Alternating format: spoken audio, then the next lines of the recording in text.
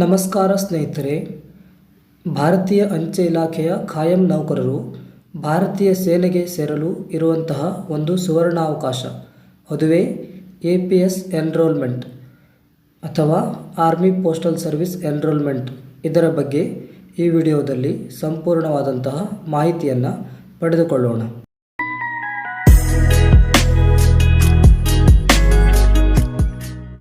ಸ್ನೇಹಿತರೆ, ಮೊದಲಿಗೆ ನಾವು ಇಲ್ಲಿ APS ಎನ್ರೋಲ್ಮೆಂಟ್ 2026 ಮಾರ್ಚ್ ಸೈಕಲ್ನ ಪ್ರಮುಖ ದಿನಾಂಕಗಳನ್ನು ಗಮನಿಸೋಣ.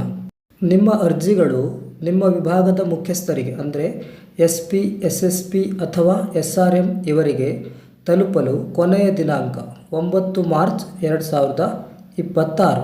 ಇನ್ನು ಪೋಸ್ಟಲ್ ಡಿಪಾರ್ಟ್ಮೆಂಟಲ್ ಇಂದ ಆರ್ಮಿ ಪೋಸ್ಟಲ್ಗೆ ನೇಮಕಾತಿ ಹೊಂದಲು ನಿಮಗೆ ಇಲ್ಲಿ ಯಾವುದೇ ರೀತಿಯ ಲಿಖಿತ ಪರೀಕ್ಷೆ ಇರುವುದಿಲ್ಲ. ಇಲ್ಲಿ ಇರುವಂತಹದ್ದು ವೈದ್ಯಕೀಯ ಪರೀಕ್ಷೆ ಅಥವಾ ಮೆಡಿಕಲ್ ಸ್ಕ್ರೀನಿಂಗ್ ಮೂಲಕ ನಿಮ್ಮನ್ನು ಆರ್ಮಿ ಪೋಸ್ಟಲ್ ಸರ್ಕಲ್ಗೆ ನೇಮಕಾತಿ ಮಾಡಿಕೊಳ್ಳಲಾಗುತ್ತೆ. ಇನ್ನು ಪ್ರಸ್ತುತ ನೋಟಿಫಿಕೇಷನ್ನ ವೈದ್ಯಕೀಯ ಪರೀಕ್ಷೆ ಇರುವಂತಹದ್ದು 2026ರ ಮೇ ತಿಂಗಳಿನಲ್ಲಿ. ವೈದ್ಯಕೀಯ ಪರೀಕ್ಷೆ ಅಥವಾ ಮೆಡಿಕಲ್ ಸ್ಕ್ರೀನಿಂಗ್ನ ಮಾನದಂಡಗಳು ಯಾವುವು ಅನ್ನೋದನ್ನು ಮುಂದಕ್ಕೆ ಚರ್ಚಿಸೋಣ. ಇನ್ನು ಆರ್ಮಿ ಪೋಸ್ಟಲ್ ಸರ್ವಿಸ್ಗೆ ಸೇರಲು ಇರತಕ್ಕಂಥ ಪ್ರಮುಖ ಅರ್ಹತೆಗಳನ್ನು ಗಮನಿಸುವುದಾದರೆ, ಭಾರತೀಯ ಅಂಚೆ ಇಲಾಖೆಯ ಖಾಯಂ ನೌಕರನಾಗಿರತಕ್ಕದ್ದು. ಅಂದರೆ ನೀವು ಇಂಡಿಯಾ ಪೋಸ್ಟ್ನ ಪರ್ಮನೆಂಟ್ ಎಂಪ್ಲಾಯಿ ಆಗಿರಬೇಕು. ಮೊದಲು ಇದಕ್ಕೆ GDSನಿಂದ ಸಹ ಅಭ್ಯರ್ಥಿಗಳನ್ನು ನೇಮಕ ಮಾಡಿಕೊಳ್ತಿದ್ರು. ಈಗ ಅದನ್ನು ಸ್ಥಗಿತಗೊಳಿಸಲಾಗಿದೆ.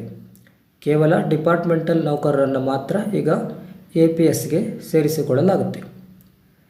ಇನ್ನು ಈ ನೋಟಿಫಿಕೇಷನ್ ಪ್ರಕಾರ ಈ ಸೈಕಲ್ನಲ್ಲಿ ಏನು ನೋಟಿಫಿಕೇಷನ್ ಹೊರಡಿಸಿದ್ದಾರೆ, ಇದರಲ್ಲಿ ಪೋಸ್ಟಲ್ ಅಸಿಸ್ಟೆಂಟ್, ಸಾರ್ಟಿಂಗ್ ಅಸಿಸ್ಟೆಂಟ್ ಪುರುಷ ಅಭ್ಯರ್ಥಿಗಳನ್ನು ಮಾತ್ರ ಇಲ್ಲಿ ನೇಮಕ ಮಾಡಿಕೊಳ್ಳಲಾಗುತ್ತೆ. ಇನ್ನು ವಯೋಮಿತಿ ಅಥವಾ ಏಜ್ ಲಿಮಿಟನ್ನು ಗಮನಿಸುವುದಾದರೆ, ಗರಿಷ್ಠ ವಯೋಮಿತಿ 40 ವರ್ಷಗಳನ್ನು ಮೀರಿರಬಾರದು. ಇನ್ನು ನಿಮ್ಮ ಮೆಡಿಕಲ್ ಟೆಸ್ಟ್ನಲ್ಲಿ ಯಾವ ರೀತಿಯ ಪರೀಕ್ಷೆಗಳು ನಡೀತವೆ ಅಥವಾ ವೈದ್ಯಕೀಯ ಪರೀಕ್ಷೆ ಮಾನದಂಡಗಳು ಏನು ಅನ್ನುವುದನ್ನು ನೋಡುವುದಾದರೆ, ಅಭ್ಯರ್ಥಿಗಳ ಕನಿಷ್ಠ ಎತ್ತರ 162 ಸೆಂಟಿಮೀಟರ್ಗಳು ಇರಬೇಕು. ಹಾಗೆ ಕನಿಷ್ಠ ತೂಕ 50 kgಯನ್ನು ಹೊಂದಿರಬೇಕು. ಇನ್ನು ಎದೆಯ ಸುತ್ತಳತೆ ಸಾಮಾನ್ಯ ಅಥವಾ ಕುಗ್ಗಿಸಿದಾಗ 77 ಸೆಂಟಿಮೀಟರ್ಗಳು, ಹಾಗೆ ಹಿಗ್ಗಿಸಿದಾಗ ಅಥವಾ ಎಕ್ಸ್ಪಾಂಡ್ ಮಾಡಿದಾಗ 82 ಸೆಂಟಿಮೀಟರ್ಗಳು ಇರಬೇಕು. ಇದರ ಜೊತೆಗೆ ಇನ್ನೂ ಕೆಲವು ದೈಹಿಕ ಪರೀಕ್ಷೆಗಳನ್ನು ನಿಮಗೆ ನಡೆಸಲಾಗುತ್ತೆ. ಅದರಲ್ಲಿ ಪ್ರಮುಖವಾಗಿರ್ತಕ್ಕಂಥದ್ದು, ನಿಮ್ಮ ಮೊಣಕಾಲುಗಳು ಪರಸ್ಪರ ತಾಕಬಾರದು. ಹಾಗೆ ನೀವು ಪ್ರಮುಖ ಅಥವಾ ದೊಡ್ಡದಾದಂತಹ ಶಸ್ತ್ರಚಿಕಿತ್ಸೆ ಸರ್ಜರಿಗೆ ಒಳಗಾಗಿರಬಾರದು. 32 ಹಲ್ಲುಗಳನ್ನು ನೀವು ಹೊಂದಿರಬೇಕು. ಕಿವಿಗಳು ಸ್ವಚ್ಛ ಮತ್ತು ಶುದ್ಧವಾಗಿರಬೇಕು. ಕೈ ಮತ್ತು ಕಾಲಿನ ಎಲ್ಲ ಬೆರಳುಗಳನ್ನು ಹೊಂದಿರಬೇಕು. ಕೈ ನಡುಗುವಿಕೆ ಇರಬಾರದು.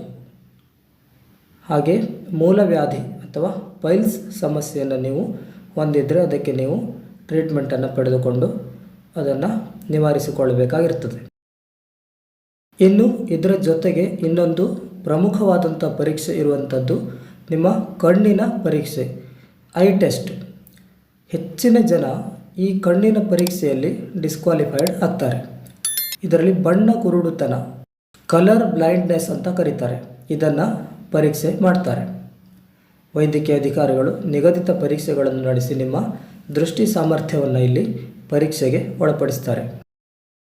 ಇಲ್ಲಿ ಕಲರ್ ಬ್ಲೈಂಡ್ನೆಸ್ ಟೆಸ್ಟ್ಗೆ ಸಂಬಂಧಿಸಿದ ಕೆಲವು ಚಿತ್ರಗಳನ್ನು ಕೊಡಲಾಗಿದೆ.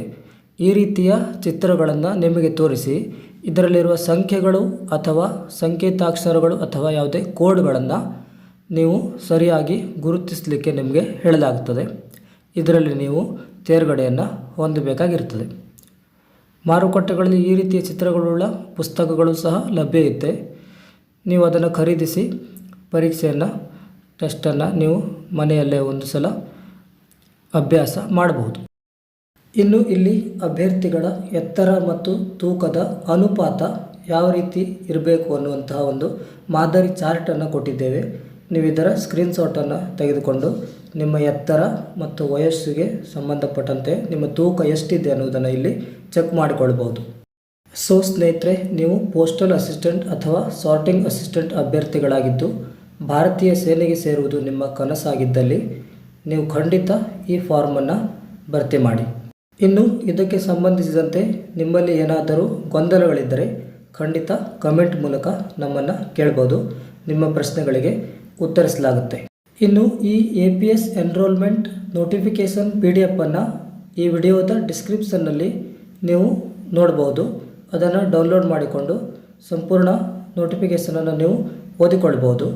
ಸೊ ಸ್ನೇಹಿತರೆ, ಆದಷ್ಟು ಬೇಗ ನೀವು ನಿಮ್ಮ ಅರ್ಜಿಗಳನ್ನು ಭರ್ತಿ ಮಾಡಿ ನಿಮ್ಮ ಡಿವಿಷನ್ನಿನ ಮುಖ್ಯಸ್ಥರು ಅಂದರೆ SP, SSP ಅಥವಾ SRM ಇವರಿಗೆ ಕಳುಹಿಸಿ ಅಂತ ಹೇಳ್ತಾ, ವಿಡಿಯೋ ನಿಮಗೆ ಉಪಯುಕ್ತ ಅನಿಸಿದರೆ ಖಂಡಿತ ಲೈಕ್ ಮತ್ತು ಶೇರ್ ಮಾಡಿ. ಹಾಗೆ ಚಾನೆಲನ್ನು ಸಬ್ಸ್ಕ್ರೈಬ್ ಮಾಡಿಕೊಳ್ಳಿ. ಧನ್ಯವಾದಗಳು.